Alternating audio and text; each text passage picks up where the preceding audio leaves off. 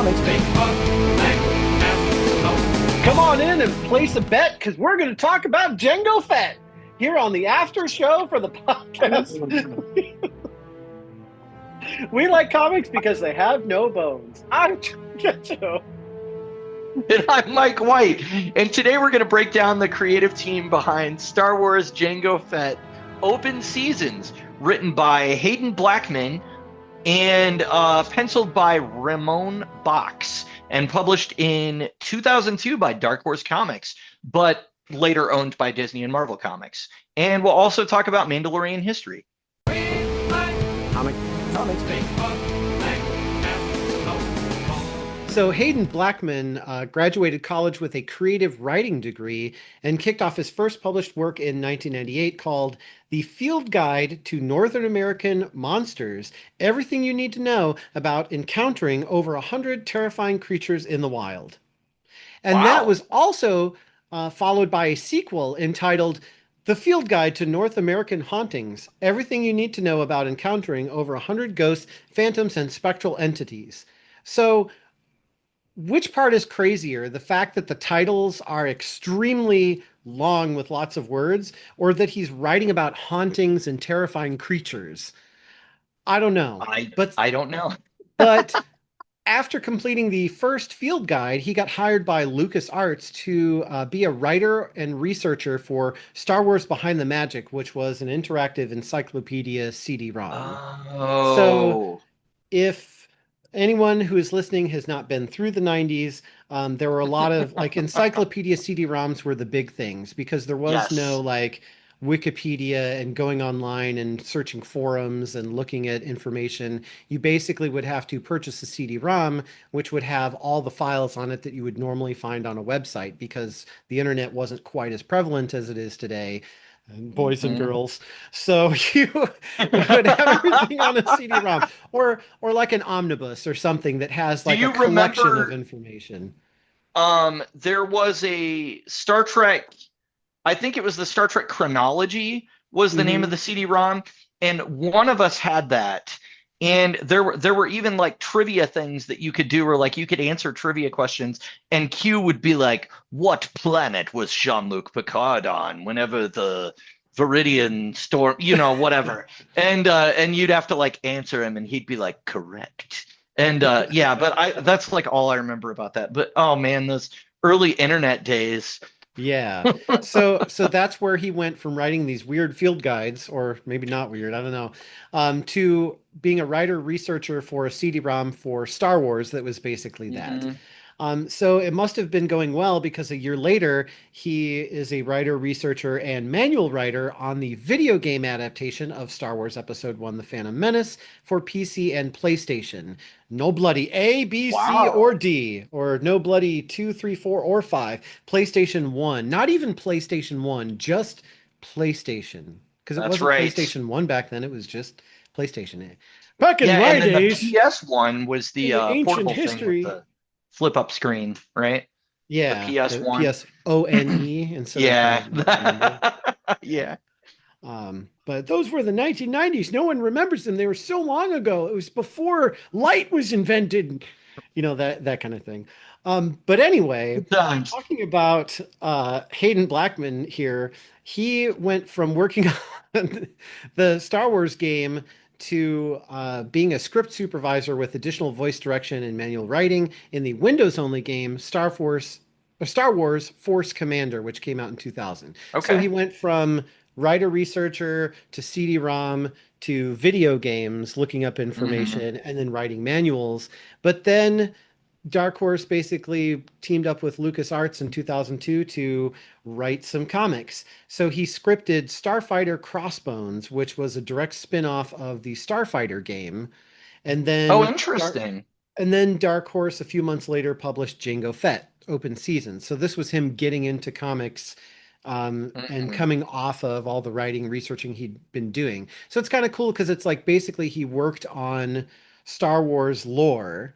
And then movies came out, which added more lore, which he had to then take and relate to the old lore. And then he got so good at it that then he was able to actually write new entries in the Star Wars saga. So that's kind of, what it looks like happened in his early career as he made that shift, which is pretty awesome.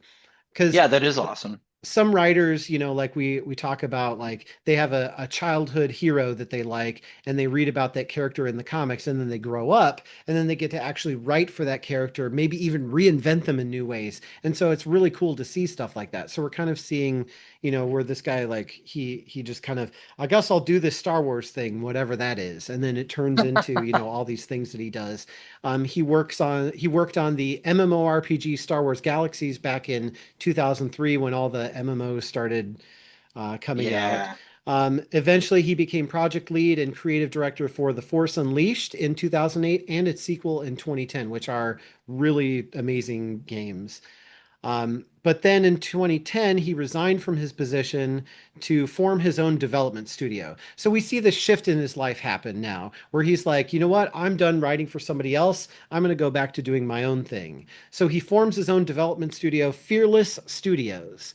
Um, and so they worked on some like free to play Hobbit titles that were like mobile and web based, that Wow. connected to the Hobbit.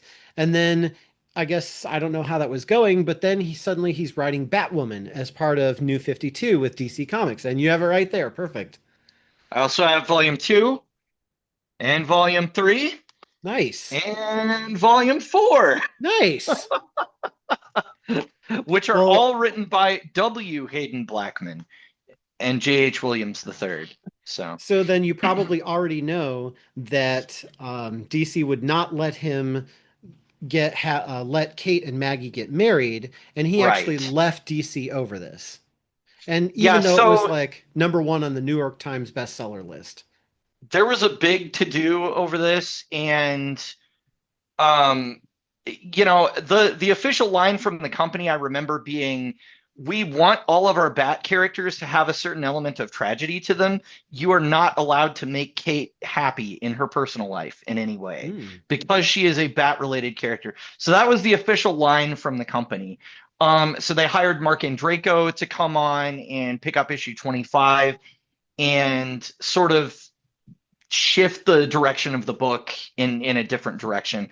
There was a lot of people that were angry because yeah, it was a really popular book and they liked W. Hayden Blackman's writing and everything. So that was part of the whole. There was a lot of editorial upheaval during the New 52 at DC. Like it was not a great period for creatives to be working on a book and just be left alone. So yeah, it this is kind of just a symptom of like a larger problem of what was happening at the Yeah. company at the time, honestly.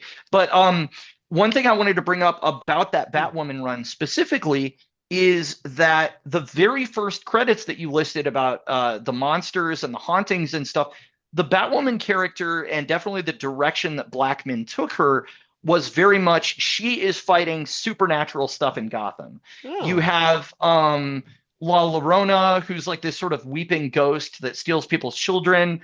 There's werewolves. There's the cult wow. of the like cult of crime or whatever with the Mannheim character that was in the Superman animated series. He's involved Hmm. with that. All of those characters, and even her arch nemesis Alice has kind of a like a supernatural edge to what she Sure. does. So Yeah. it makes sense when you were saying like, oh, this is the background of Blackman. I'm like, oh, okay, so I bet that he was interested in like cryptids and monsters and stuff like that. And then when he got to write Blackman, or when he got to write Batwoman, he was like, I'm gonna infuse a lot of that stuff into those stories. That seemed to be the way it was going. So Okay. yeah, But unfortunately, that didn't work out. yeah, And unfortunately he, not. well, I mean, you got 4 volumes, so 24 issues. Yeah, That's that's still pretty true. good. Yeah. So then he goes to Marvel in 2013 and kicked off by working on Elektra, which you have there as well. Oh, really? And then he went over to Image Comics in 2015 and helped debut Echolands, which I'm sure you don't have because, I do not. yeah. But it's supposed to be a genre blending series that Image Comics Okay. released in 2015. But in 2014, Blackman goes back to games and launched a new video game studio called Hangar 13 Games within 2K Games. And their first project Okay. was Mafia 3 in 2016, which Blackman both directed and wrote. Wow. And then in 2021, Hangar 13's unannounced project Volt was canceled after a $53 million loss. So Blackman announced his departure in 2022 from the studio amid broader layoffs, and then he helped co-found Escape Velocity Entertainment. So now this is the like third or fourth company that he's Okay. started. And that's kind of like the most recent thing that he's done. So if you want to find more about him or Escape Velocity Entertainment, check out eve.games. There's no .com, there's no www, it's just literally eve.games, eve.games. Okay. This is a really different career trajectory than anybody that we've talked about before. This is Yeah. somebody that really seems like they've come from the video game world primarily, and then dabbled in comics some, but it seems like Blackman is most comfortable in the like game development space Hmm. from what you've said, because the comics period was just kind of like an intermediary period here from what, like the early 2000s through like 2014 or something like that, and now it seems like Blackman has gone back to game development. Yeah. So, And that could explain some of the, we were talking about it was more cinematic. Maybe he pushed for that. yes. And maybe that's why some of the details were confusing because he just sort of figured that you would know. But when you're in a comic, you have to spell things out a little bit differently than Hmm. you would in a game. And maybe he wasn't, at that time, because it was 2002. So he was just kind of getting Sure. started with that. So I kind of wonder if you look back at it, if he would have been like, I could have done things a little bit differently, but it was the time period I was in. Maybe that's why, because Yeah. he was more comfortable with like the games and things like that. Hmm. Yeah, I can definitely see that. I'm always fascinated by the totally different backgrounds that a lot of these writers have and how they end Yeah. up in comics, because there's definitely not one path to get there. It seems like Oh, there's many different ways that people find their way working in comics. comic. The penciler for this book was Ramon Fernando Bachs. So yeah, Ramon F. Bachs is also a credit that we see on a lot of like later work. He was born in Barcelona, Spain in 1973. So he is quite a bit older than us, actually.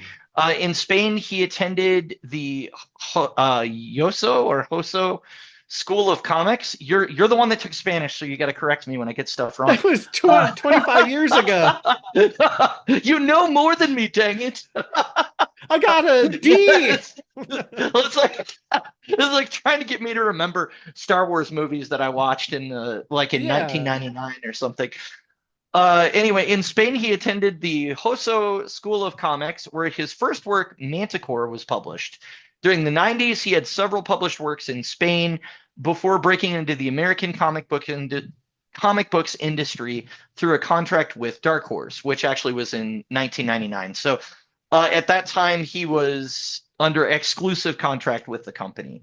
At Dark Horse, Bachs was heavily associated with the Star Wars franchise, penciling several successful series such as today's Star Wars Jango Fett open seasons. Really? Also, one called Jedi vs. Sith, Qui-Gon and Obi-Wan Last Stand on Ord Mantell, and the Starfighter Crossbones series that you mentioned earlier. So my ears perked up when you said that, because I was like, oh, not only did Blackman write that, but Bachs penciled that as well. So it seems like they worked together more than once. Nice.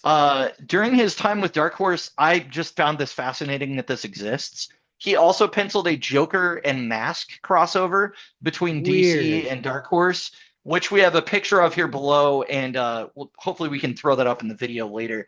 But yeah, you can see how his sort of cartoony style fits this really, Yeah. really well. Maybe better than like the Star Wars Even universe. Batman's scowl. He's got that Yeah, underbite it's where he's like, very "Urgh." it's very, very cartoony. So yeah, that seems like that was a really good project to put him on. And he actually also worked on a comic book adaptation of the movie Shrek before moving on to work with the big Hmm. two. So weird, weird that exists. and weirder that Dark Horse published it, but Yeah. that's what Hey, happened. any way you can make money, you're gonna make money. That's right.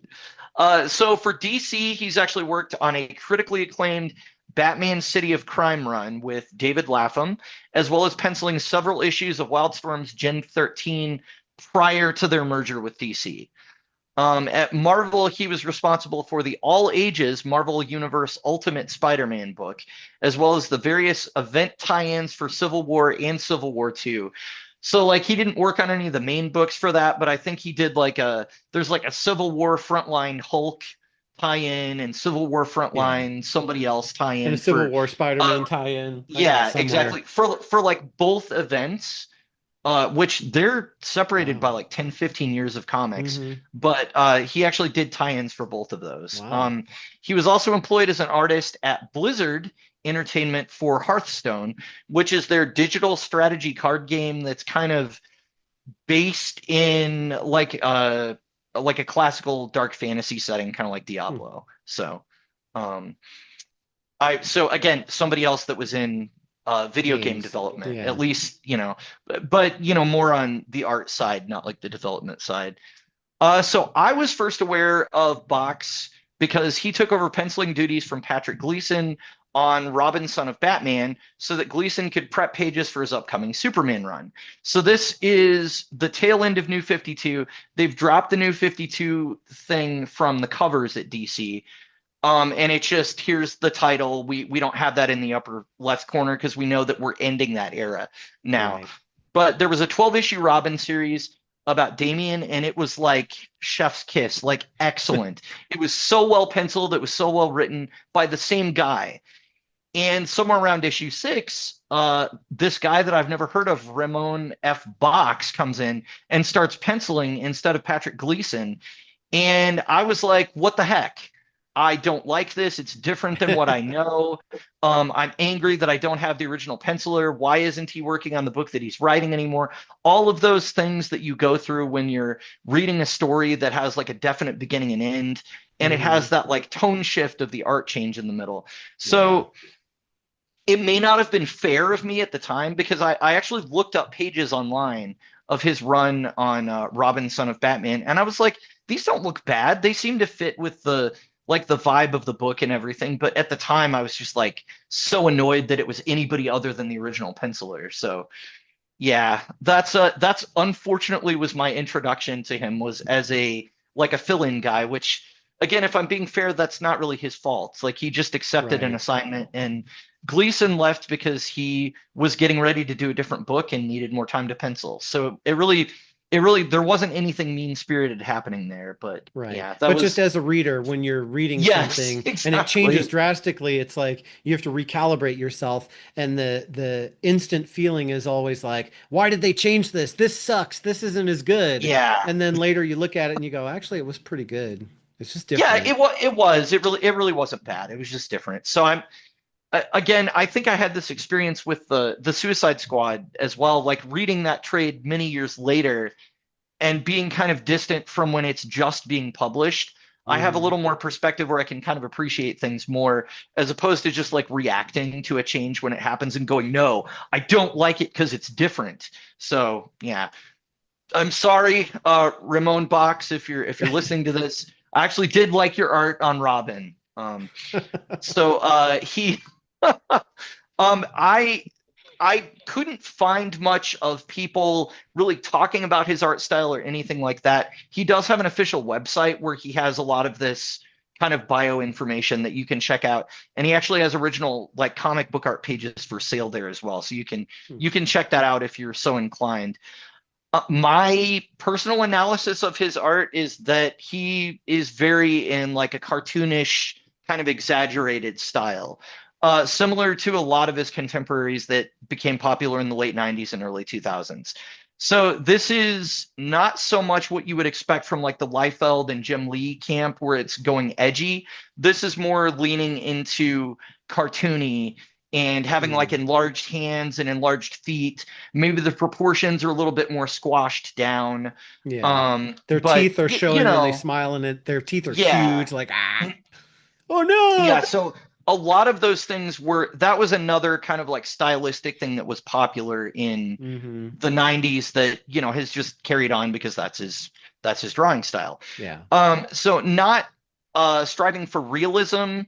I feel like the way he draws hands and feet, it's like that kind of action pose of like somebody's gesturing, but their fingers are all out like this. Yeah. It's trying to be What's like over there? really expressive and like overblown with it. But the one thing I noticed was that he doesn't seem to be too influenced by anime. So a lot of the 90s artists or the people that came up during that period, especially the way they draw hair, is very like anime influenced, and it's very clear that they were watching, shows like Dragon Ball and Ronin Warriors and things like that and being influenced by it.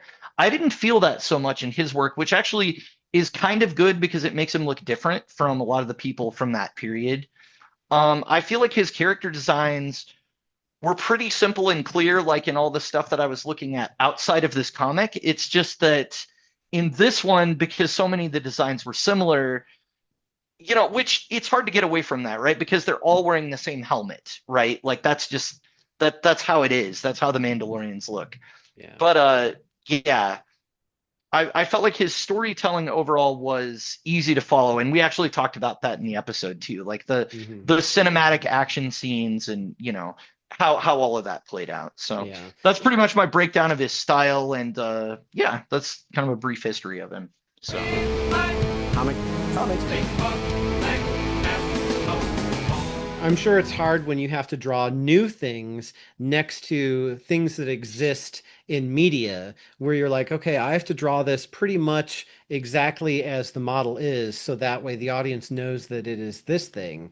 But then I also need to take creative liberty over here because this is a new right, character. And then, oh, I have a new character in armor that should fit in universe to existing armor, but I don't want to make it look too much like someone else's armor that you think, oh, this is some other Mandalorian character. So I have to yeah, make it unique. That's got to be like a lot it's harder a than big doing something challenge. original. Yeah, it So, is. I've got to say, even when I was just drawing the promo art for this episode, looking at the very specific design of Jango Fett's blaster, it doesn't look mhm. like the one the stormtroopers use. It doesn't look like another random one. It's a very specific thing with like the long neck and the sort of like flared thing that looks like a bullet on the end of it and everything. And when I was drawing it, I remember thinking like, wow, it's a pain to have to make this look exactly like the thing existing in media.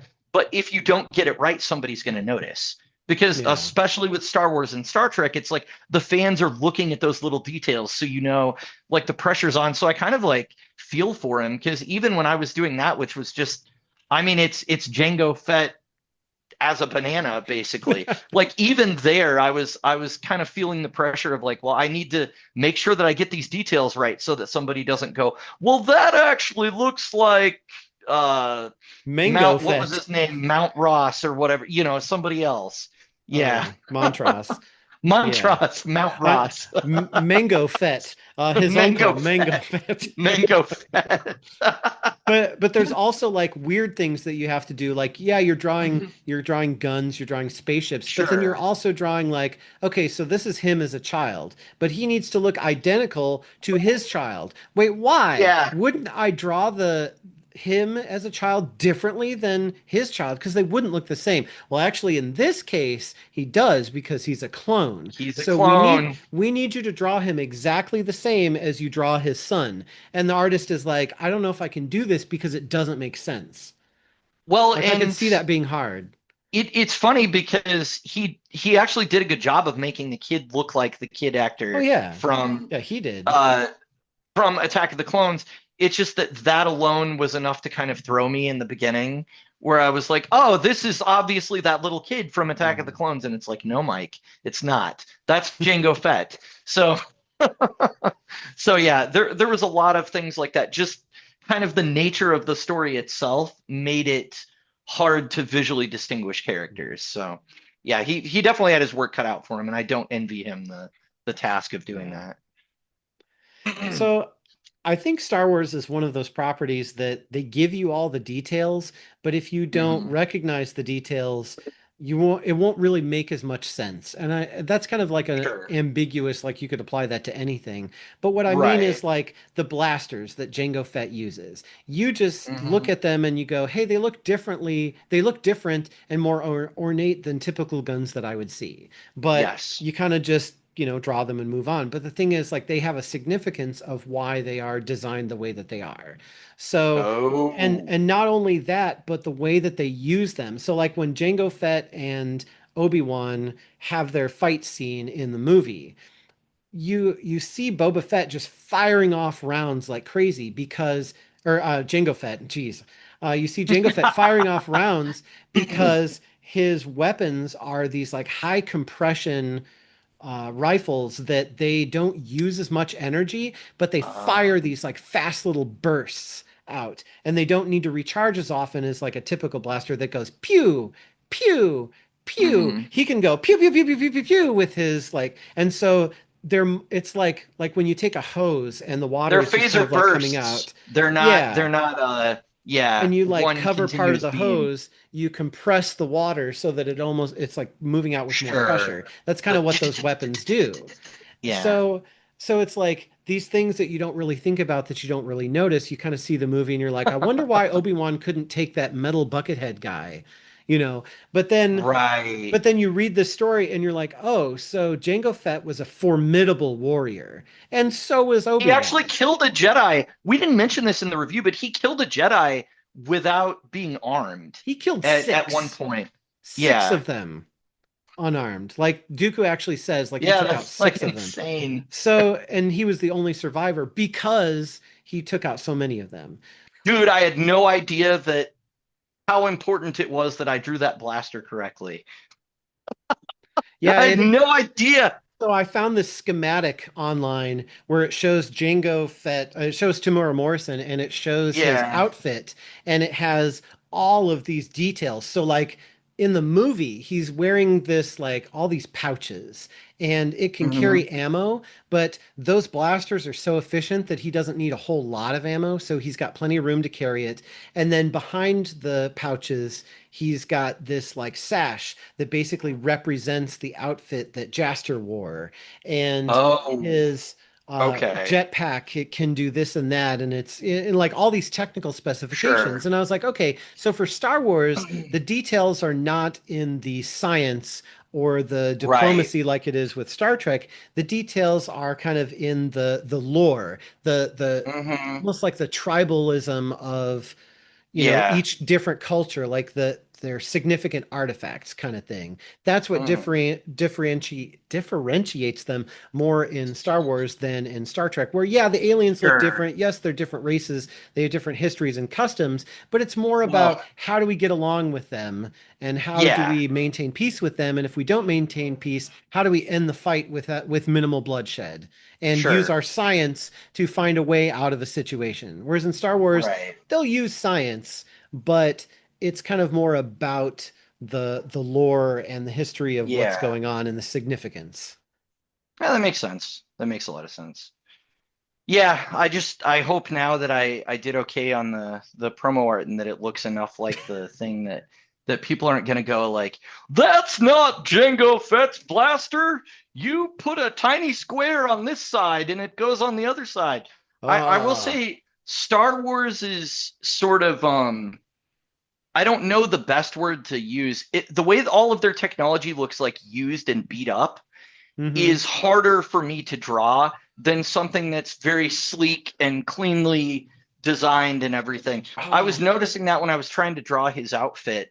I was just like, it's yeah. more difficult for me to capture because there's got to be like scrapes here and there's got to, everything's Mm. like scuffed up and that's just kind of the way Star Wars looks. I was going to make So, that point, and I guess I forgot to write it down. But the artwork, like, so Ramon Bachs did that. Like, hmm, how hard was that? yeah, Because he drew the Mandalorian armor in like different lighting. There were different scuff marks. There was mud on them right. in one point, and then like when Death Watch comes out of the leaves and ambushes Hmm. them, there's all these leaves everywhere. And I was looking at them, and I'm like, these are different. This is not a copy paste. Like, Yeah, these he had to people draw them drew all. this and colored it, and I'm like, there are so many details in this that you kind of just like, drawing a Mandalorian or anything that requires all the extensive work, it's not as simple as Hmm. the character is here, now the character is here, now the character is looking this way. It's like you have to draw every single intricate Yeah. detail without fail every single time. That And that's got to be tough. it's sort of like an open secret between artists that some of the panels that you spend the most time on will be the ones that readers gloss over the quickest. Like Mm. drawing a crowd scene is always the one that they talk about. Like drawing crowd scenes is very thankless because you've got like 100 people that you've got to represent somehow in the background. And how crazy do you go in your drawing with distinguishing one from another? Do you just make them kind of like a blob of people where none of them are recognizable, or do you actually put in the extra effort to try and put a hat on this one and put a different color shirt on this one and do all of Yeah. that, even though that it's this thing that people are going to look at the character in the foreground, and then they're going to go to the next page. It's like how much effort do you want to put into that? And people obviously have different opinions, but Right. it's yeah, that's one of the things that can really suck about that job is like sometimes selling the world and making it look lived in and realistic Mm, is time it's consuming. something that you would notice that it's if it's not there, but you have to decide how much you want to commit to that. Yeah. Well, it's kind of like when you watch a movie and you see the actor and then they go to Right. run and they jump and then you see for like 2 seconds that clearly it's a different person. Or Yeah. they're wearing a prosthetic like in the Terminator, like now that it's in HD, Yeah. seeing it go from Arnold to the prosthetic where it's like his eye and he's looking around like It's this, it so looks bad. really bad. But you didn't It's notice so it on the bad. original because of the way that it was, Right. the way the TVs worked and everything. But that kind of thing can make or break your movie because if people are Hmm. taken out of the immersion, then they're going to not feel it and not want to watch the movie. But if you Right. go too hard, too far, then your budget is like 500 million and you only make 300 million. Well, you're not getting a sequel. So it's And got to on be a a hard smaller balance to scale, strike. as an artist that is just drawing a monthly book, you're getting paid the same rate usually to do that page as you are the next page. Yeah. So, it's like, all right, how long do I want to spend on this? And there are a lot of people that very passionately believe, no, if you want to sell the story, you have to draw every intricate detail. And there's some people that are in the middle, and then there's some people like Rob Liefeld and John Romita Jr. that are like, I think John Romita Jr. actually went on record as saying, my style is I have to meet a deadline. That's what my artistic style is. And I'm like, that I guess that makes sense. He's Yeah. like, this is when the book comes out and I've got to get it to that date. So if I have to take shortcuts, maybe this panel doesn't have a background. It's just a gradient. It's like that's Hmm. what I have to do. So Well, it's kind yeah. of like the interview I was watching with Danny Elfman, where he said kind of the same thing, where it was like in Hmm. movies, you have to write something very specific of what you're told to do. And Hmm. he wants to move in, or he is moving in his career to, I want to write the stuff that I want to write without Right. those things in place. But when he first started, it was great because he didn't have a lot of experience. So it gave him something to focus. But then after a Right. while, it's like, you get known for being the guy who writes weird stuff. And do you fight that or do you embrace that? Because, Right. if at the end of the day your goal is to meet a deadline and get a paycheck, then maybe you're more willing to take those kinds of Sure. things that typecast you. Or maybe you just don't care and you're like, no, regardless of how much I make, I will not be seen as only a comedian. I will also be a serious actor, and then Right. you're like, why is Jim Carrey playing a very serious character in this lawyer movie? Why can't I see him do the faces? When's Ace Ventura going to Yeah. come out? Because that's what I want to see. Right. Yeah, you do get typecast. There are a lot of guys that are just working in comics, and it is just yeah, they're passionate about drawing and all of those things, but it is just like it's a job. It's not that they're trying to move heaven and earth to create some new artistic thing. It's like this is my 9 to 5, Yeah. and this is what Ramona Fradon, who worked on Aquaman back in the 60s and really defined his look. She created Metamorpho and Plastic Man and a lot of other characters. The interview book I have with her, she talks about how, like at conventions, it would upset people when she would be like, well, that was a job that I did 30 years ago or whatever.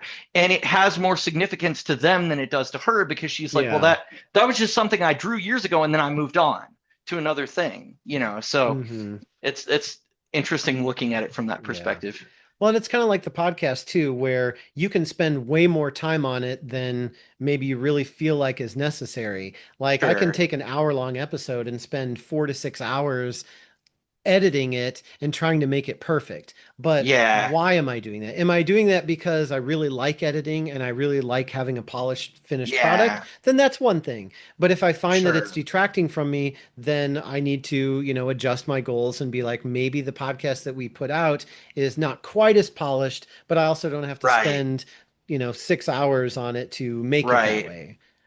And so it's Yeah. just that life balance that, Hmm. we all have to do. It's very true. I mean, with doing art for the podcast this year too, I'm finding like there are certain ones where I just get inspiration and have an idea, and maybe I want to put more into that. Like the Star Trek one, I just had an idea that I was like, hey, I want to go with this. I've got it done, Mhm. colored now. Well, I'll show it to you after it scans, but with the Star Wars one, I was like, I can't really think of anything partially because I don't know as much about it. And so I was like, well, I'll just draw the title character and make him a banana. I Like think that's that easy. worked. But yeah, it's kind of like I have the flexibility to do I want to spend more time with this? Okay, well I can, but I don't have Mhm. to. So I don't Yeah. know. Well, it's all that like how much time do I have? How much time do I want to use? And how much Right. motivation do I have? Because like I mean like the one what like I was looking at the from Saga Frontier where I was just like, Oh dude, yeah.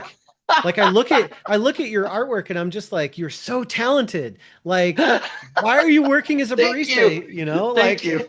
well, because before, like I've always liked your stuff, but now that I've seen Yeah. more, now that I've seen other artists, now that I've, been learning a whole lot since I left Hmm. PCI, I'm just like, your stuff is really good. It's very unique. Well, It's very thank you. you, and you don't need to be able to draw Spider-Man as well as Right. Ditko because like if you're drawing for the Suicide Squad, you don't have to be able to draw Spider-Man. He's not going to be in it. So like the Right. stuff that you draw, you don't need to be able to draw some of the other stuff that maybe you feel like you should because, Sure. you know, but then do you want your style to be typecast as, oh, I only do banana drawings and I only draw monsters?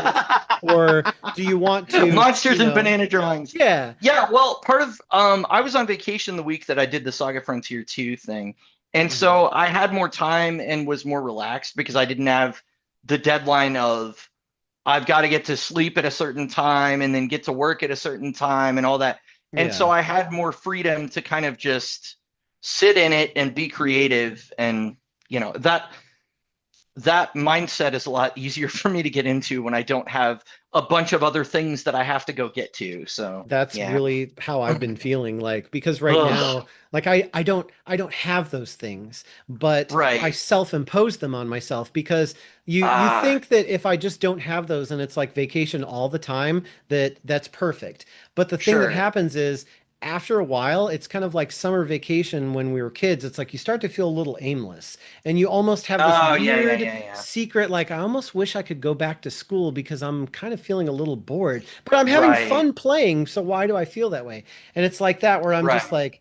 like, I feel this like I put deadlines on myself that only mean something because like I have to cook dinner tonight. So I have to have Oh, dinner ready sure. by 5 o'clock. But I spent until 4:30 reading a comic because it was fun. Now I only have 30 minutes to make dinner. So now I'm going to freak Um, myself out and be into a big tantrum yeah. because I have to throw dinner together. And it's like, wait a minute. I used to work full time and this is how I would react to making dinner. So now that I'm not working full time, why am I still going through the same problems as when I was working? And so I was like, You're the you're so problem is used to it. me. It's Yeah, me. So how do I you're fix so me? used to it. Yeah. Oh man, that's super relatable. Yeah. Yeah. Oh, well, speaking of dinner, I think I am going to wrap this up because I am hungry. So, Comic comics. So essentially I'm trying to stay the line between Legends and canon because rather than mhm. being one of those fans that says I love Legends and canon sucks or I love canon and Legends sucks, I'm trying to do the Star Trek Star Wars thing of they both have their merits. They both have good Sure. parts. And actually, if you take both of them and try to fuse them together, you can get almost a better story than if you picked one or the other.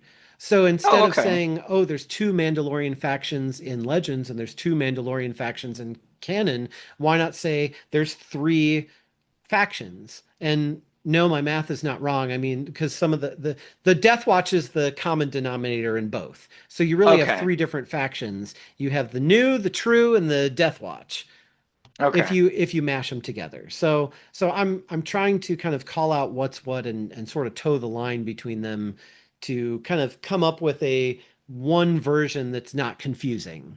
I guess is Well, the point I'm trying to make. I mean, and before you get into it, one of the things about Star Trek as a franchise that more in recent years I've started to become more interested in is what they call beta canon, which there's Mm, Memory Alpha, which is this is the canon wiki for Star Trek. Here are all the actual canon events. And then there's the Memory Beta, which is here's all the novels, here's all the comic books, here's all the stuff that is questionable whether or not it's canon.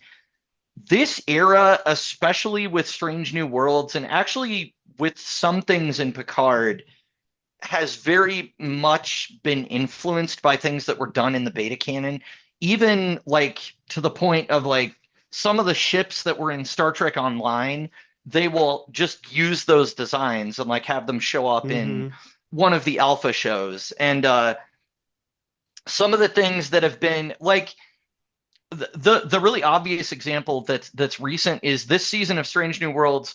The character of Trelane, who is sort of an all-powerful god-like character that was on the original series, he was there for like one episode. He was wearing like this sort of foppish British outfit where he looks all fancy and everything, and he was laughing and mocking Kirk.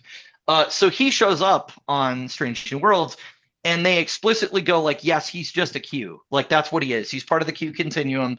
And of course, what they tend to do is like take it too far, where they're like, not only is he just a Q, but he's John Delancey's son.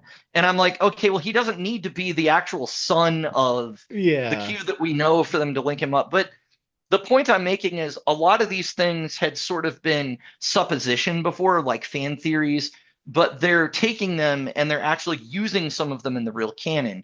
So it's starting to blur the line a little bit between like, well, maybe the stuff in beta canon does matter because some of the writers on the official shows are like using that as inspiration.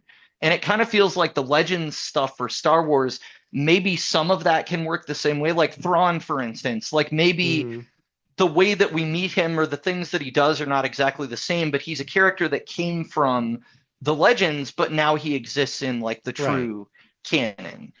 And So that's what they're doing. But the problem yeah. is the Legends fans go, well, you're doing it wrong because Ah, hey, you brought Trelane back, which is really cool, but you defiled him by making him Q's son, basically. right. It's like you Yeah. ruined what was cool before by linking it to something Hmm. else.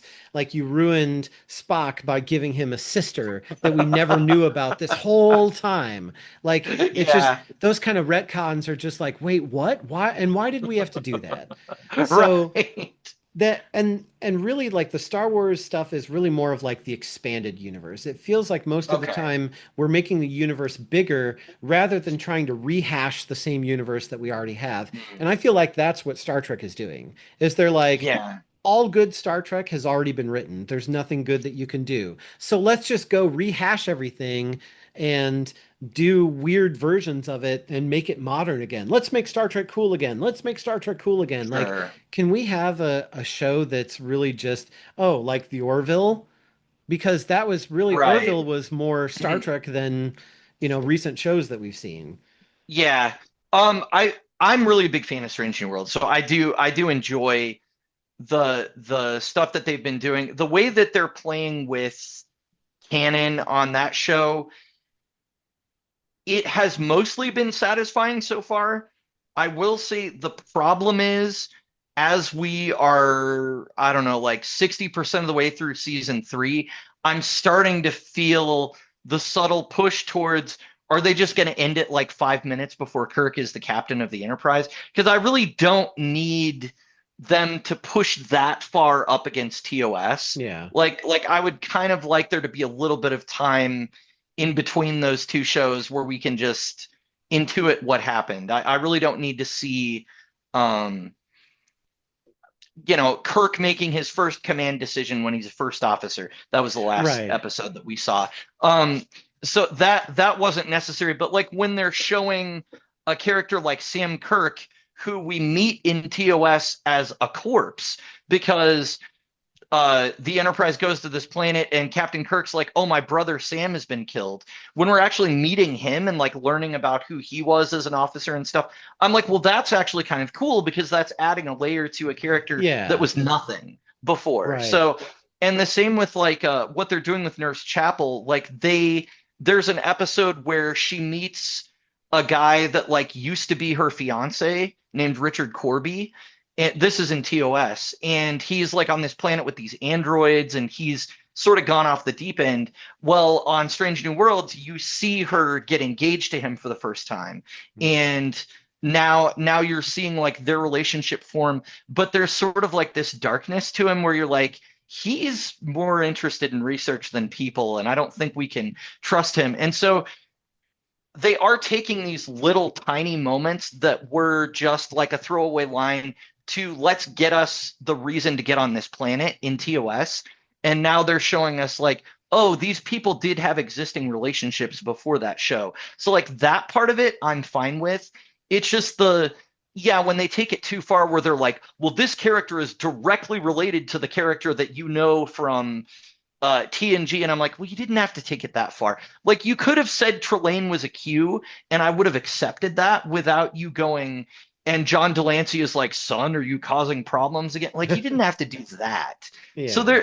there's like balance with it. Like, I feel like they do some good and some bad. So Right. I don't Well, know. and so on the Star Wars side, the equivalent would be you have Jango Fett, where you have Right. this bounty hunter who was the prime candidate for the clone army. So Mhm. whatever. We found a bounty hunter. He is a skilled warrior, so that's why he was the template.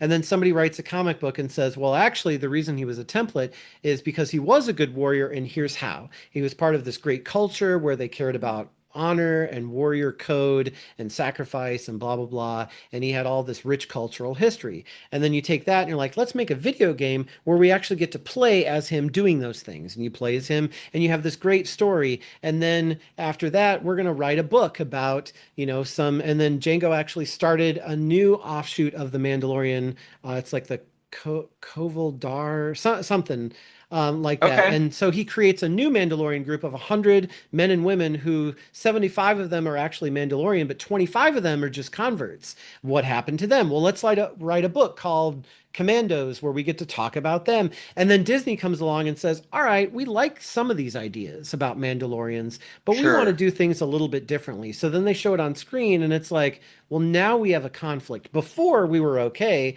because all Right. the books and novels and comics and games all seem to pretty well line up. But then Disney comes Which and is says, amazing if you think about it. yeah, because I mean, It's this is incredible that over they did. years and years, and they managed to link Yeah. it all up. By doing that, where they don't retcon, they just expand something that was a throwaway Mhm. line before, but expanding it doesn't change the outcome. It actually makes the outcome feel more meaningful. Like when they added in the Clone Wars animated show that Anakin was distraught because Ahsoka was framed, and the Jedi Council instantly was just like, you're at fault. We remove you from the council. Like, you didn't give her a chance to defend herself. You didn't let Anakin investigate. They just parted ways like she was nothing. And then they have the audacity to say, hey, you want to come back? And she's like, I don't want to come back. You guys suck. And so then they look Yeah. at Anakin and they go, well, your Padawan did not graduate to Jedi Knight, so we're not giving you the rank of master. Like, that has a lot more emotional weight to his downfall Hmm. than I got angsty about Padme and some old guy told me that I could learn how to save her life by using my dreams, and it didn't work out, and I ended up killing her anyway, and now I'm evil. Like, Which is essentially what happened in the movies. Yeah. yeah, if you Yeah. just Very, take the movie at very surface value, it's like simplified. very simplified. I But the think I think comics something enrich that it, or the I'm show enriches it. I think something I'm realizing is that with Star Wars, the movies and what was the limited amount of stuff that was accepted as official canon for a long time, there wasn't nearly as much of it. And I mean, let's be honest, there's just, if you're talking about shows that have 175 episodes, you're gonna spend more time with those characters. They're gonna be more fleshed out than people that you just see in 3 movies, right? Right. So honestly, Star Wars had more space to fill with the supplemental material for Star Wars than there was with Star Trek. And maybe that's the difference, is that there's just a lot more room for them to expand that universe. Whereas I feel like with Star Trek, so much was explained. We knew so much about everything that Yeah. there really wasn't as much room to speculate on where things might go because, well, we already kind of know this event leads to that event, and it's kind of set in stone. Like you can't really move it around a whole lot. So, Right. Whereas with Star Wars, it's like you're talking 3 movies and then right. 3 more movies. So now you have 6 movies. Whereas Star Trek, it was like Mhm. you had three whole seasons or 2.5 before you had 5 movies. And then you had Yeah. another 7 seasons of a different show that you also got another 4 movies or three. Yeah. And then Hmm. you also got another 7 years of another show and another 7 years of, and then, it's like it keeps Yeah. going. So Yeah. yeah, it's like Star Wars had to expand in the novels and so on because Hmm. there were no TV shows. I mean, there was like animated stuff here and there, but it was all just goofy.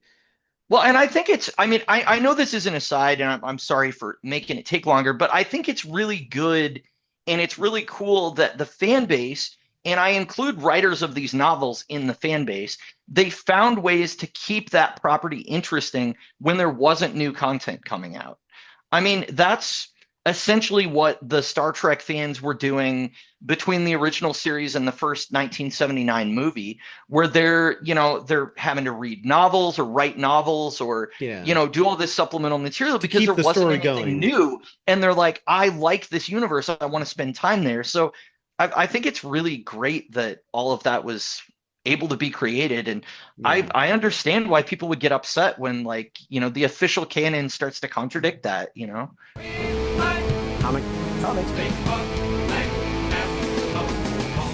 So I did want to talk more kind of Jango Fett and Mandalorians, just some of the stuff that Sure. that I've that I researched after reading the comic that I thought was really interesting.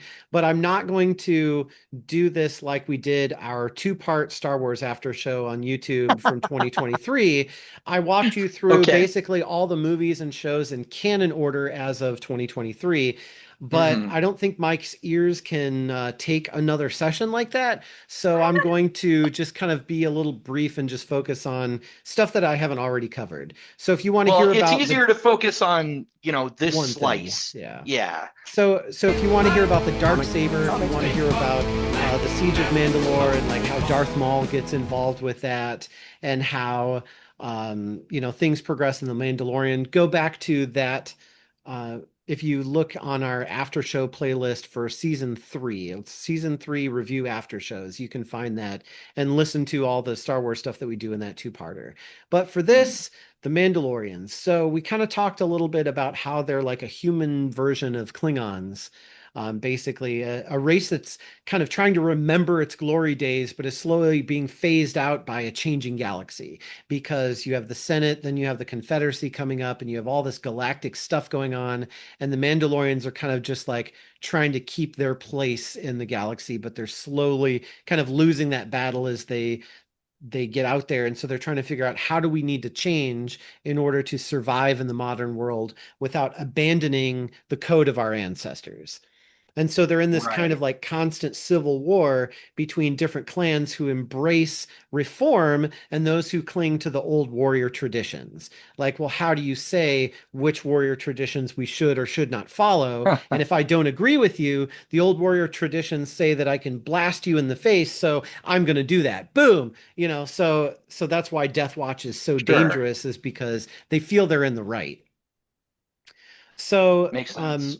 so I kind of talked a little bit about you have the true Mandalorians led by Jaster Muriel that are Hmm. seeking to restore honor through their mercenary codes, but in sort of like a modern way. And then you have the Death Watch, first led by Tor Vizsla in the comic, in the Clone Wars animated series, it's actually Pre-Vizsla is the guy's name who runs Death Watch on the planet Mandalore, and he's the one who gets the Darksaber Wait, and gets his involved with name is Darth Maul. actually Pre-Vizsla? Pre-Vizsla, yeah. So this guy's name is Tor in our story, and the guy who's in the animated series is named Pre. Because he precedes this Vizsla. He is Pre-Vizsla. And this one is Torn. I don't I know. don't know. I don't know if that's why it's supposed to be like that or not. But because the guy, what's his name? Not Pierre, but it's like Ter. I forgot his name now. But the Vizsla who gets the Darksaber and becomes a Jedi like 1,000 years ago. Mhm. He was a Vizsla and he has another Vizsla type name. But Oh, some of the okay. names in Star Wars are kind of weird. They are. So anyway, moving on. So yes, we have the Death Watch, and then we in the animated series we get the pacifists, the new Mandalorians, where they are just Mhm. rejecting all the warrior codes. And the true Mandalorians don't really exist. And not only that, but they don't canon in like TV shows and movies don't actually consider Jango Fett actually Mandalorian. And Oh, okay. they kind of like he's one of those that got kind of like he joined the group, but he wasn't a native. And I feel like because of the code that these people have with their traditions and their honor, that's actually a really serious blow to the character. And a lot of fans feel that way too. Wow. Because so What so justifies that standpoint? Is it because he was merely adopted as a child by Jaster? It is like what leg do they have to stand on to say that he's not because it doesn't legit? exist in movies or TV, so it can be whatever they want it Oh, to be. okay. So Got it. they've shown Boba Fett actually escaping from the Sarlacc pit and Oh, going okay. back to Tatooine and kind of like reclaiming Jabba the Hutt's organization for himself. And so they show that basically he's got the armor, but he's not a real Mandalorian per Mando Din Djarin, who is actually a true Mandalorian. So it's like the Okay. pure blood, mudblood thing, like in Harry Potter. Does it feel like they were trying to prop up their new character by putting down an old character? Is that That could be. yeah, Or it could just be like they don't want to do anything with that character. Like that's done, that's old stuff. So I sure. don't know what the reason is Yeah. for that. But what's even Huh. sadder than that is that you have a whole story arc in the video game Star Wars Bounty Hunter, which was also from 2002, which serves as a prequel to Attack of the Clones, the movie, and it continues actually the open season comic book. So when Jango Fett says, "I'm going to go Wow. get a job," that's where the game picks up. So he's in his prime as a bounty hunter. He explains several elements, such as how he was escaping from a prison complex. He stole a Fire Spray 31, one of 6 prototypes for navigating the asteroid field of this asteroid field prison complex. And that became his iconic ship, Slave One. So that one that looks like it's like flat on the back, and it sort of looks like a severed droid head that flies Oh yeah, yeah, weird, yeah, like yeah. vertically. Uh-huh. That ship he actually got from this asteroid field prison complex in the video game. That's how they establish where he got his ship from, and Wow. it's cool Okay. because in the movie he's trying to evade Obi-Wan, who placed a tracker on his ship, and so he detonates these like space charges that Mhm. vaporize the local asteroids and make them go into a billion pieces. And I thought to myself, that would be so cool if his ship was a prototype for navigating asteroid fields, and so its defensive Sure. weaponry was made to function in an asteroid field and be deadly for that specific environment. So that's why he uses it on Obi-Wan, is because that's what it's made for. And so suddenly it starts to make more sense, and you look at his ship not as like what a weird design, but also like it's very functional. It has significance because Right. of that. So in the game, he meets this huntress and potential love interest, Zamwazel, and works with a fixer named Rosata, or Raz, who is a Toydarian who is actually Watto's sister. So Watto is the guy that was like, Oh, "Hey, okay. Annie, you are my slave, and Yeah, you're yeah, acting up to the yeah. Padres." So his Oh yeah, I know who sister Wano is. is giving contracts to Jango Fett to try to make money for all the money that Watto lost on Anakin and the Uh, pod racing. So, okay. and then Roz is trying to get It's all connected. yeah. So Django is out there. He's taking care of bounties. He's doing his thing. He's lethal, all that stuff. And Roz is like, hey babe, you need to calm down a little bit. You need to relax. You need to appreciate the finer things in life. You need to find yourself a girlfriend. You need to settle down, like all this stuff. And so it's this fun little dynamic between the like stoic character and the like fun-loving character that you get. Sure. And so one of the missions, Jango gets hired by Darth Tyrannus to eliminate his former Okay. pupil turned Dark Jedi. So the Padawan in the comic that was like, if you guys don't submit, we'll bring you swift justice. The one Yeah. that kind of escalated the situation, she Hmm. goes Dark Jedi, but is not aligned with Dooku and Sidious. Oh, So okay. Dooku hires Jango to take her out. And so she he learns how to fight a Jedi by when you shoot them with blasters, the ricochet happens. But if you can get the high ground by using your jetpack and soaring over them, they can't hit you with the sabers and you can attack them from above. So that's what you Okay. have to do in the game in order to beat this boss is get to the high ground with your jetpack and then blast her down until her HP is depleted. So you're talking about actual gameplay mechanics designed around a story beat and a character beat that makes sense for a Yes. specific character. Yeah, Yes. that's fantastic. Yeah. And yeah, that like as soon as you were like the story continues in a video game, I was like, now I'm actually interested in this game. Whereas before Why do I I want to was do like, what bounties is with that? Jango Fett? What Who is that Star cares? Wars bounty hunter thing? Yeah. Yeah, Yeah. so that's actually really cool. So there's this whole subplot about this extensive death stick trafficking conspiracy. So you remember, you want to buy a death stick? You don't want to sell me death sticks. I don't want to sell you a death stick. So death sticks are basically another drug like spice. But Oh, okay. these death sticks are actually a neurotoxin that can turn people into violent, mind-controlled demons. So that, of course, gives you something to fight in the game because you have all these Wow. mind-controlled people who have no idea what they're doing. But Montross actually comes back in the game. So he bailed on Oh, Jasper. okay. He tried to seize power. Jango said no. They followed Jango. Why did I think Montross he got disappeared. killed? I don't know why I That thought he was got killed. Vizsla's second in command got killed. Oh, okay, okay, okay. Montross was basically like, "You don't want me. You don't like me. You're gonna follow this kid," and then he just walks off, and that was it. Okay. So Got he it. comes back in the game, and he's actually voiced by Clancy Brown. So it's really cool Oh, to. nice. I watched some videos on it. So it's like Montross, and he's like, "Django, we've got some unfinished business, you and I," and it's like Clancy Brown, like really cool. Superman. So Montross finds Roz and kills her. And there's a final showdown where Jango leaves Montross to be torn apart by cultists. So Oh, again, wow. he had the true Mandalorians, he had Jaster, they were killed, and he's the only survivor. He had Mm. his parents, he was the only survivor. He had Roz, and now Montross killed her. And it's like this poor Mhm. guy. Um, so in the Attack of the Clones movie, do you remember that when they go to assassinate Amidala or Padme, there was a droid and there were these little like worm things, and Anakin Oh, slices yeah, the yeah, worm yeah, things. yeah, yeah, yeah. Yeah, Holding that's on, early in the movie. or one Yeah. of them jumps out the window and holds on to the droid, and then they meet Hmm. this lady who has this like uh, dish on her head with these like headphones, and they catch Oh, her, okay.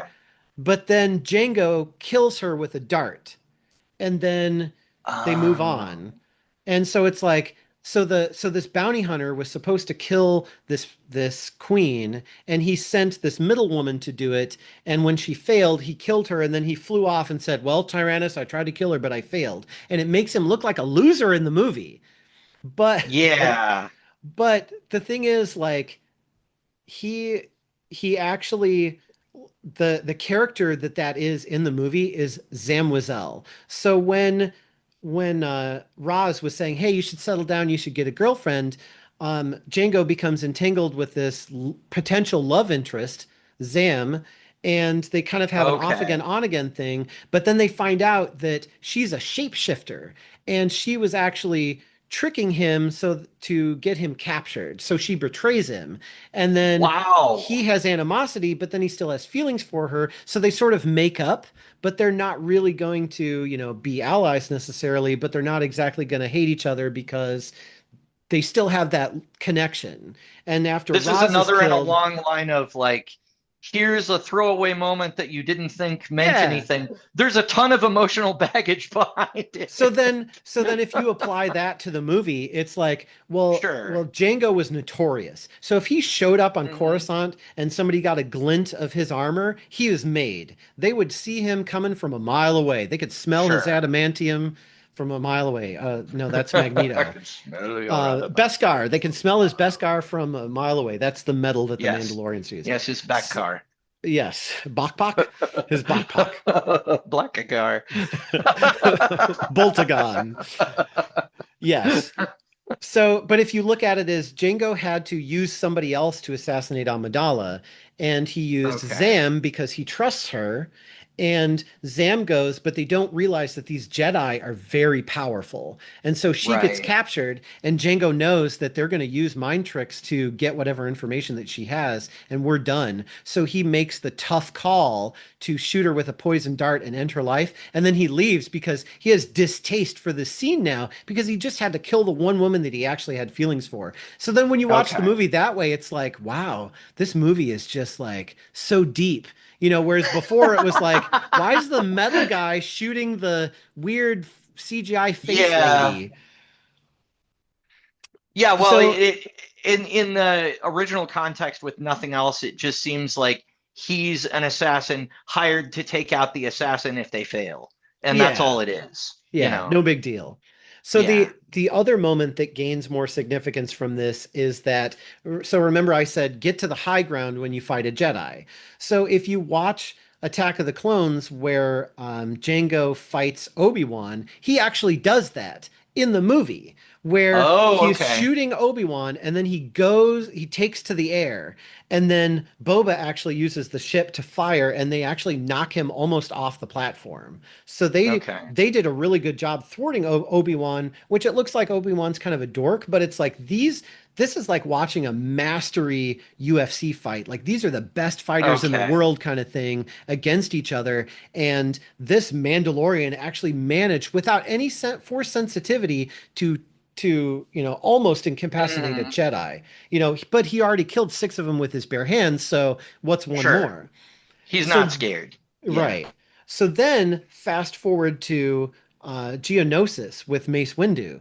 Mace Windu, so in the original, you watch it, and basically Jango's like, whoa, whoa, and then Mace Windu charges after him, and Jango's like, pow, pow, pow, oh no, and then Mace slices off his head, and you're like, that guy sucked. He was not a very good bounty hunter.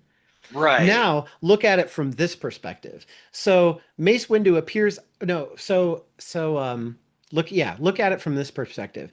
Jango Fett, the bounty hunter, the Mandalorian who's the Mandalore, Hmm. he captures Obi-Wan, Anakin, and Padme in chains. They are prisoners. He has fulfilled his contract. And Jango goes to Dooku and says, I fulfilled my contract. Here you go. And Dooku says, hold on. Right. I want to parade them as a political statement in front of all these witnesses. And so you actually hear in the movie that Jango says, can't we just kill them? And Dooku's like, patience, all in good time, that kind of thing. And you sort of Hmm. look at it as that stereotypical, like, let's kill them now, kind of Right. thing. And they're like, but Exactly. you must wait because the master villain has to dangle them over sharks and close the Right. door and imagine that they won't escape, but they do. It's that kind of Yeah. thing. But if you Yeah. look at it as Dooku sending a political message that this will not be tolerated, watch this that shows your Jedi Knights being killed. And, Hmm. Jango Fett's just like, okay, whatever. I don't care about this political stuff. I just want to get paid. So then out of nowhere comes Mace Windu and turns on his lightsaber first thing and puts it right up to Jango's neck. And if you watch Jango, like Tamura Morrison, he just kind of like backs up a little bit, but he stays very calm. He just kind of like backs up because the radius is Hmm. too close. And Mace Windu's holding it here at his throat. And so you see Jango, and you're like, what would a Klingon think in this moment? If you didn't have that lightsaber at my throat, I would kill you where you stand. Exactly. So Yeah. when they're on the battlefield and things are chaotic, Jango sees Mace Windu and he goes, you held a lightsaber to my throat? That's the A one. Jedi will Yeah. never do that to me. So he goes after him and he knocks the lightsaber out of his hand and Jango goes for it, but he doesn't realize that Windu can just use the force and immediately whoosh, pull it to him. So he Yeah. loses that. And in the midst of losing that, he gets trampled by one of those rhino beast things. Yeah, yeah, yeah. So then he gets back up on his feet. And he's like, I can't hesitate for a second because I know as soon as I hesitate, I'm done. So he goes at Mace Windu and he starts firing. He's firing. Now he's going to do his signature move that he did in the video game, that he did in Attack of Sure. the Clones, take to the sky. But he doesn't realize that his jetpack was damaged by the rhinoceros beast Oh, thing. I see. So you actually see his jetpack sputter and then it goes, but nothing happens. It's like a series of unfortunate events, Yes. basically, that led to him being weakened enough that Mace could just be Just like, ran in, whoop. lopped his head off, done in Yep. one strike. And so if you look at it from that angle, it's like this was a tragic ending for Django. This is Yeah. sad. Like he was such a warrior, but he was also a person who had heart because he cared about his people and he wanted to see his Hmm. people thrive. Hmm. And if you add in the fact that he was Mandalorian and in the Legends universe, he personally trains the first batch of Alpha class ARC troopers, which would later become stormtroopers, but these are ARC troopers. These are like the best of the best. He personally trains them in the Mandalorian tactics. So if you take Okay. him doing that and you apply that to the Clone Wars TV show, all of the troopers on there have this huge sense of brotherhood and loyalty to each other. They're like, if I see your face, you see my face, we have the same face. We're brothers. We're brothers. They say that like almost every episode. We're Right. brothers, Okay. and that almost makes more sense if you think of it as Django with his Mandalorian Mhm. heritage instilled that in them. And in the Clone Wars, they all have different colored trim on their stormtrooper outfits, like the Mandalorian armor. Oh, I see. But Okay. then at the end of the Clone Wars, the clones are all phased out and they conscript regular people because the clones, while they were really good mercenaries and good fighters and good troopers and very smart, they also were a little too smart. And we had too many problems getting their loyalty, even though we had a built-in programming chip. Yeah. So we're going to get rid of clones. I hate clones because they're not even real people. We're going to use real people. And that's where you get the dumb stormtroopers that we're used to Okay. seeing in like Luke Skywalker's time, where Sure. they're shooting right at you, and the bolts just go phew phew, and they completely miss because they're Yeah. real people who were conscripted who suck.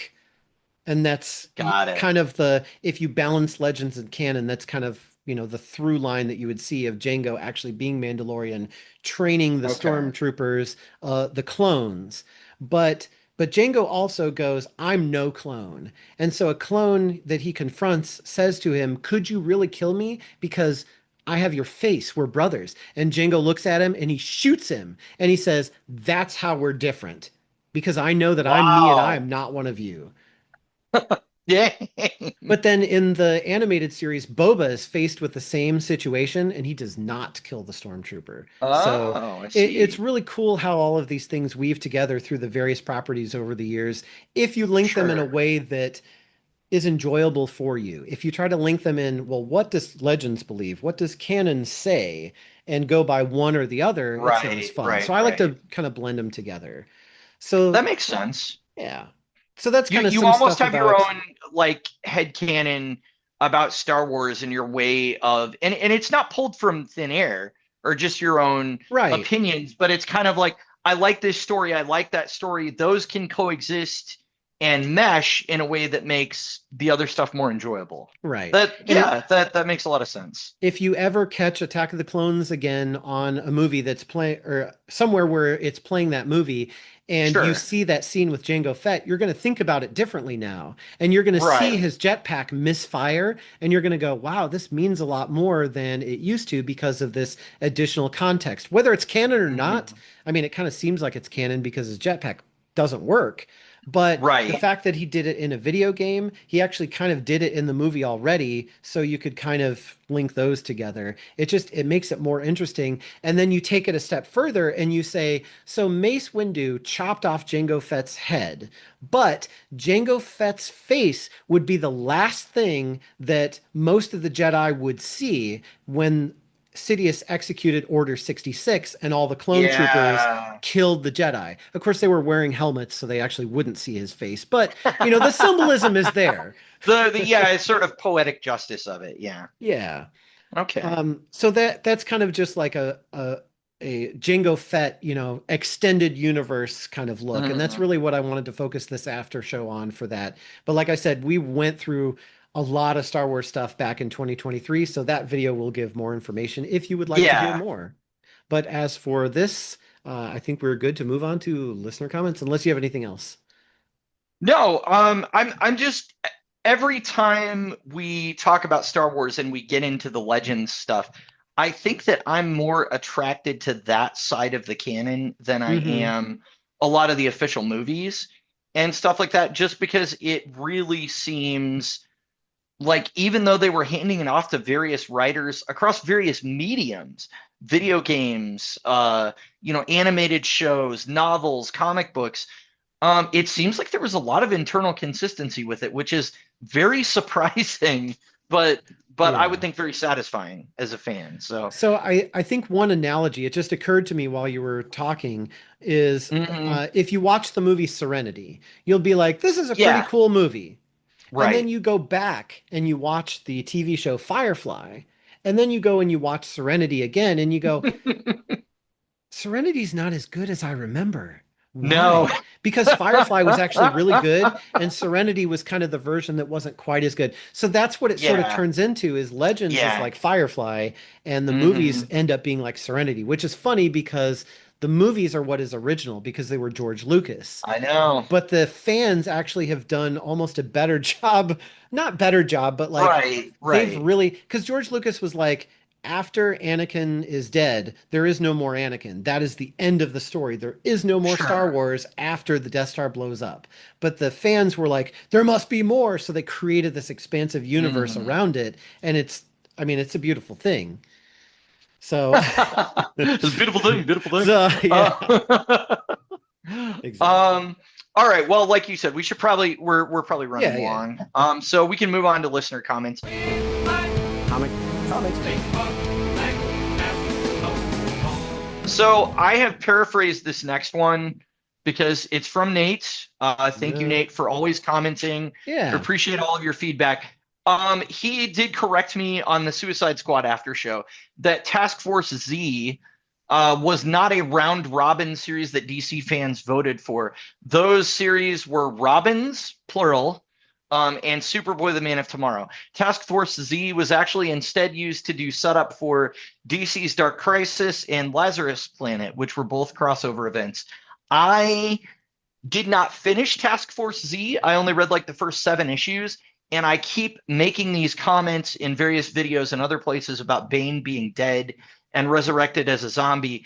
And it's driving Nate crazy because I don't know the conclusion of the story, and apparently that's not true. So you think So he's still a I'm zombie when he's sorry. not or Yeah, something? yeah. Ah, Apparently, I'm getting some stuff wrong because I didn't finish reading that series. So I need to go back and finish it. I'm sorry. I do get stuff wrong. Yeah, but that's he wanted to set the record straight. that would So be like he, thinking that Doc Ock is still in Spider-Man's body even in 2025 and reading yes, stuff and being like, wow, Doc Ock exactly. has really changed his ways. No, you need to read the rest of the story. Yes, it's kind of like that. So that's my bad. I didn't finish reading that Maxi series. Also, he said if you ever get to Dark Crisis in Lazarus Planet, because it seems like you have something called long form eventitis. And I really do. Like, I'm really just What is tired that? of, I'm tired of eventitis is me being sick of them doing summer event, winter event every Ah. year with the big two, constantly having these big crossovers between the characters. I really just wish that they would let writers take off in their own direction and explore good stories about whatever book they happen to be writing. And yes, I want there to be some internal consistency with the universe, but I don't need to have a massive, like, multiverse shattering event every 6 months. It's just too often. It's So because it's monetized. it Because is. all I the great know. stuff that we're like, this was really great. If you go back and look, it's because the studio was like, this is going to bomb and we don't care. And so they got to do It's whatever so they true. wanted. And then suddenly that's making more money than the thing that's supposed to be making money. So then they're like, okay, Right. fine, we're going to pivot and we're going to copy that. So everything has to look like this now. And you're like, but I thought we couldn't Hmm. do that. Well, now you can only do this. Wait, what? So now we can only overwrite continuity? We can't ever just Yeah. tell a story anymore? Yeah, because that's what sells when you change continuity.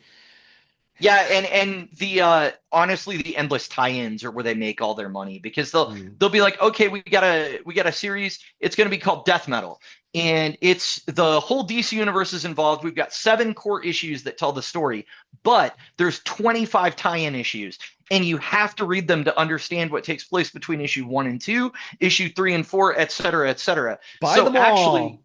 you're committing to Cha-ching! buying like 30 plus books, in like a 4 month period or something. Yeah. And so yeah, that's what they're doing. And then you It's can it buy the it hardcover sucks. It's edition just for twice yeah. the price. I mean, I tried recently to read an event called Night Terrors that I thought was a cool idea about like a villain exploring the dreams of DC characters and fighting them in the dreamscape. Hmm. And I was like, that's kind of an interesting idea. Like I haven't read anything like that. But right away I got into, oh, there's multiple tie-ins between issue 0 and issue 1. And I was just like, I'm burnt out before I even begin because I'm like, I just want to read the core book and just kind of move on to another thing. Yeah. So yes, I do have long form eventitis. I'm tired of them doing that. I really just want to pick up even Superman, even Batman, even like the big characters that sell a lot. I really just want to pick up their book and read about their adventures. Like if I Hmm. want to know about the larger universe, I feel like you could keep that within the Justice League title and be like, well, that's the world building title, and then you could kind of break off with the other stuff. Yeah. So Well, I that's don't why know. I was It like is what it is. It's with the just yeah, it's Fantastic because it's monetized.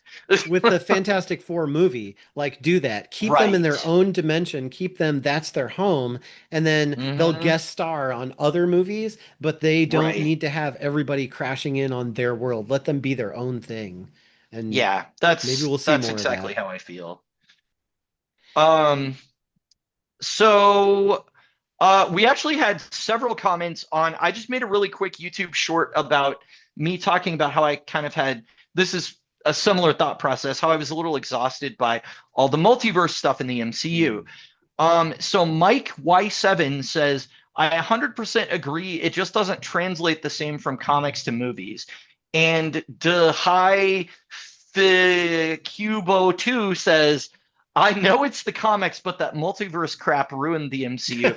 I don't know if I would say that it ruined it, but I definitely feel like it's time to move on. Like Yeah. I would it does seem like it's something that they can pull off better in a comic book medium where you can kind of ignore it if you want to, or you can seek it out if you want to. But with the movies, it's like, well, you have to watch it. This is all there is. And it's just, yeah, it's exhausting. I So, I would also agree that it doesn't translate the same from comics to movies.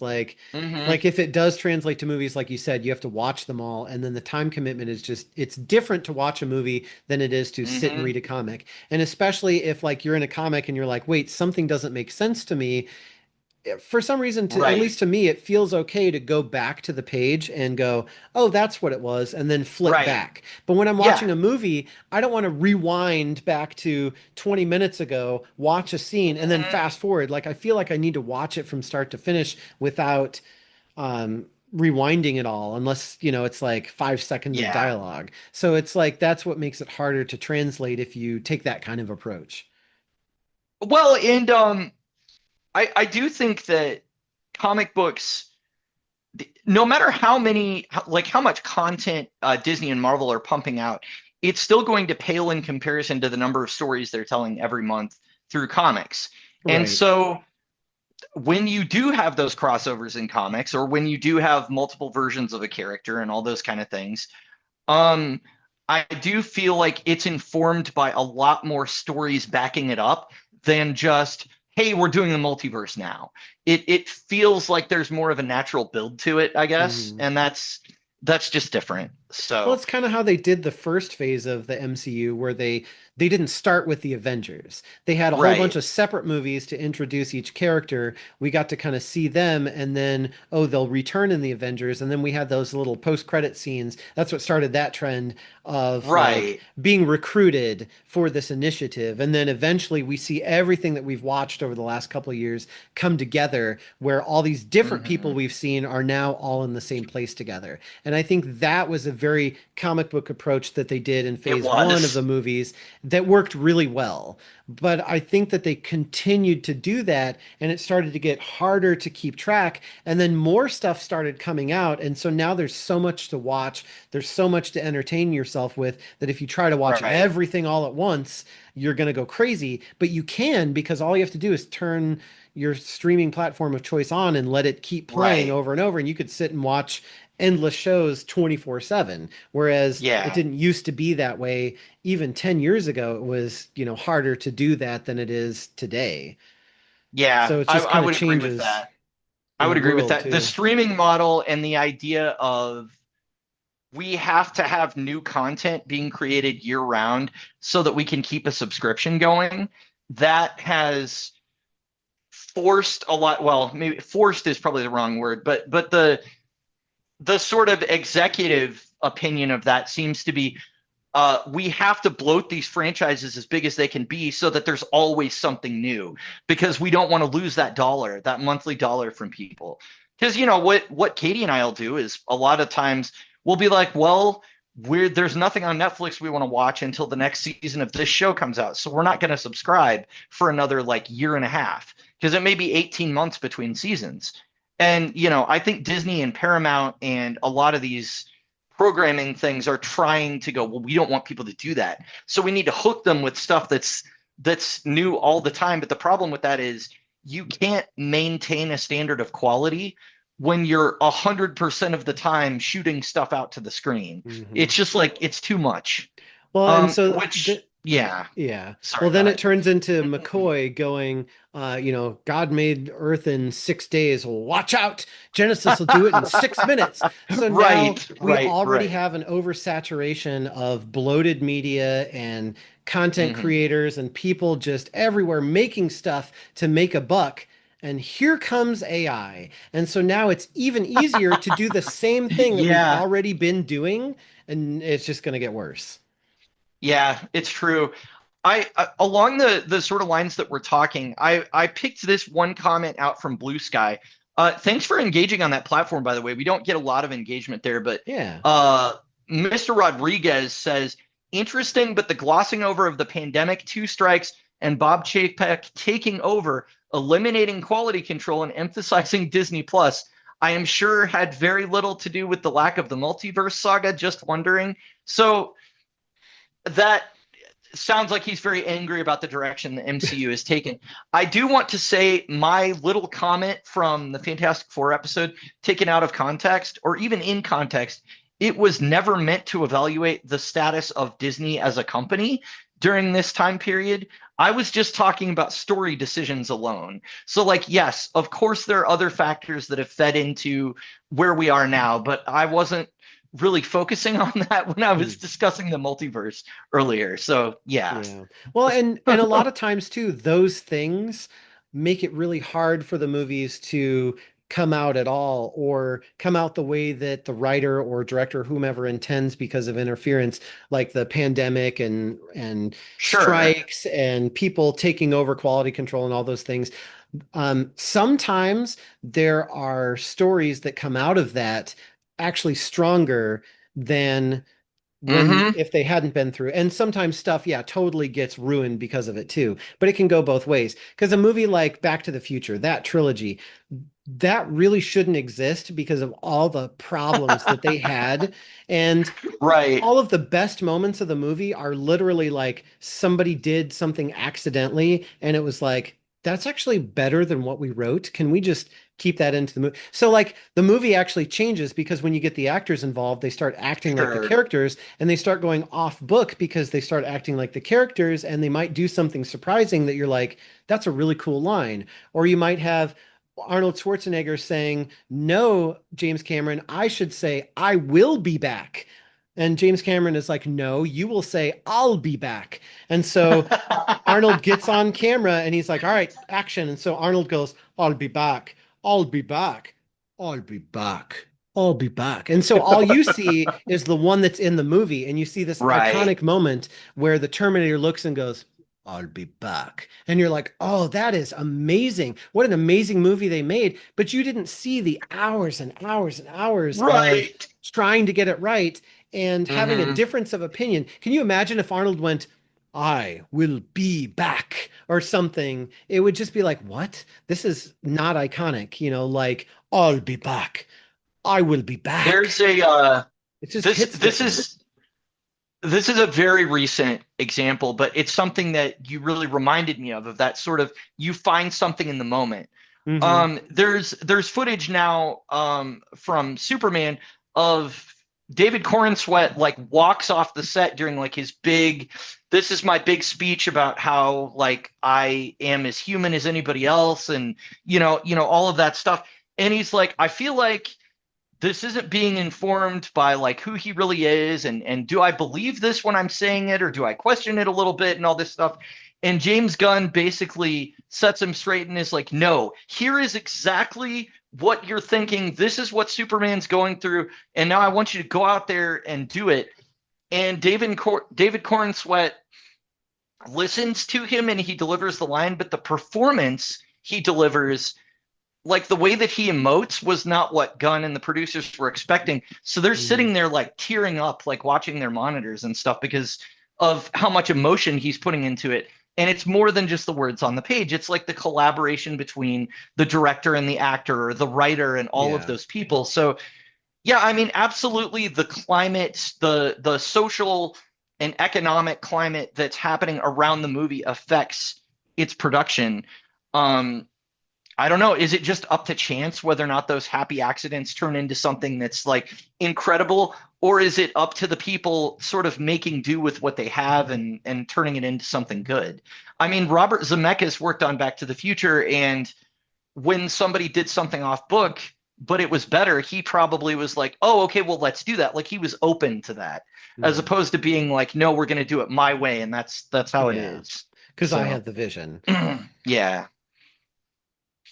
So anyway, we also have several comments. I did a quick review of TMNT The Last Ronin that I put up on TikTok and YouTube Mm. Shorts. Just as sort of a little bonus thing to go along with our villains Yeah. episode. So General Miner 84 says the whole IDW TMNT run is amazing. I'm only on volume 13 of 16, but darn, it has been awesome. I changed the word darn from This something is a else for clean comic book Aftershow because podcast. it's a clean comic book podcast. That's right. And after show. Yeah, so I mean, I think we really felt that after reading the villains micro series of like just Yeah. wow, like this these seem like really well done comics. It's So another one where you pay attention to the details and it's like, wow, this actually means something a lot more than you would think. Like I'm watching this Fox character who's been mutated, who feels yeah, this loss after, earning her master's approval, but having to sacrifice her childhood home. Like you feel that even though he's dressed like a cheese grater and she's a, giant fox with a ribbon, that kind of thing. right, right. Yeah, it's the writing is good enough that you care about these characters even though they look Yeah.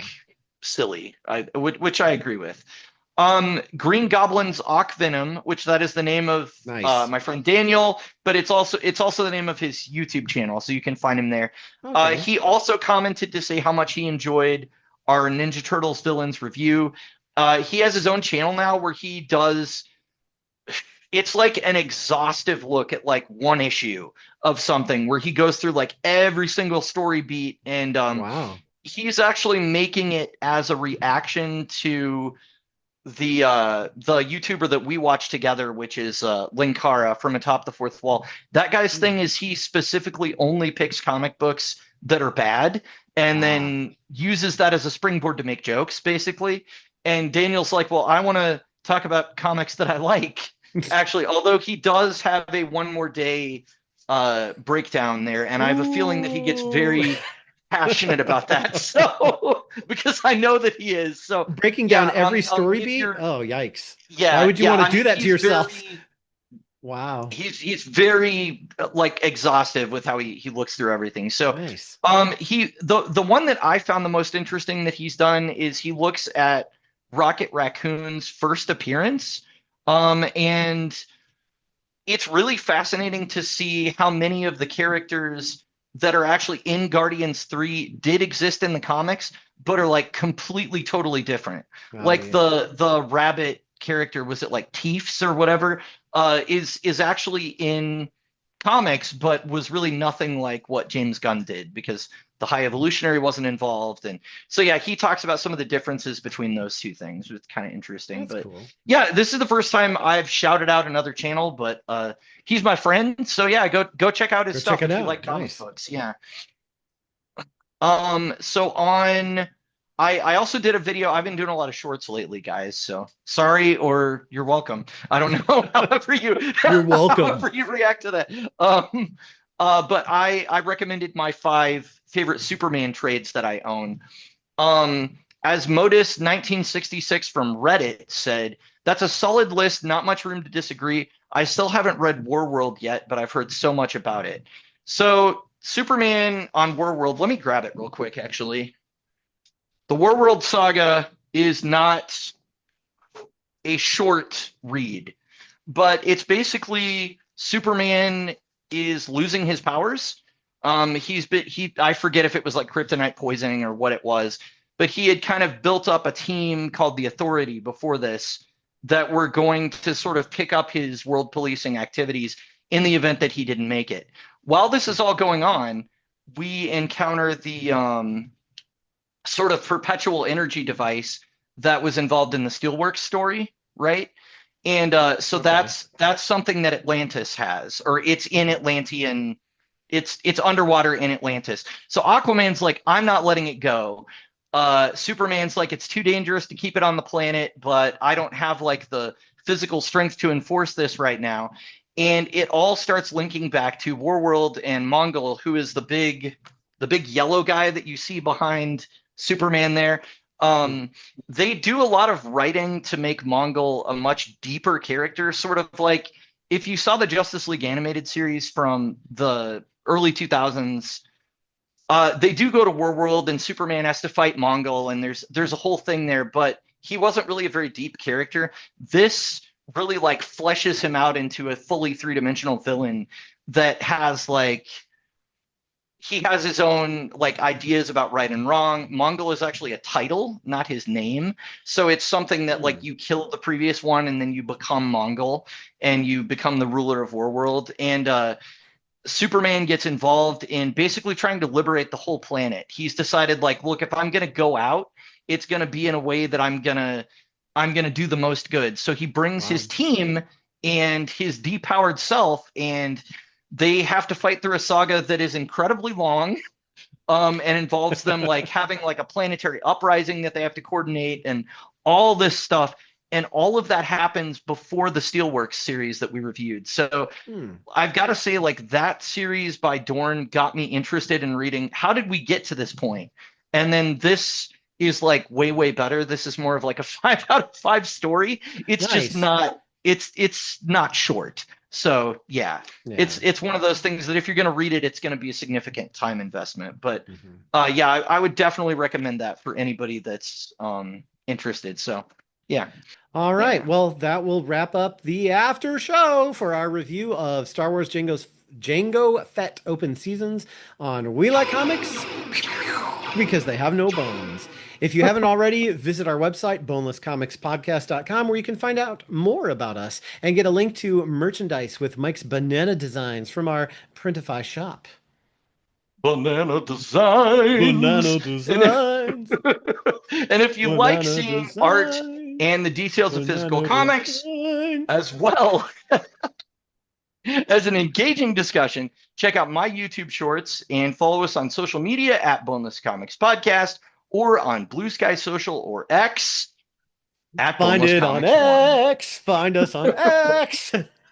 Printify shop. The artist formerly known as Twitter. Yes. And if you are still here, you are awesome. Make sure that you subscribe to us, and make sure you hit the notification bell so you get all the updates. Hit like, drop us a comment, let us know what you think, let us know what you like, what you don't like, and just talk to us. And yeah, we're lonely. We need to be talked to on YouTube. Call 1-900 Yes. Boneless Comics Podcast. What? I don't think you. Don't I call don't that know number. what that. I don't know what that number would get you, but it would not. Well, this is a reach clean us. show, so I'm not going to explain what that means. I'm just going to say it and then move on. And I that was can like, still what allow were us to be 1-900 numbers for back in the day? And on And that with- note, thank you everybody for watching, and we will see you next time. See you next time. X. See you next time. Comics.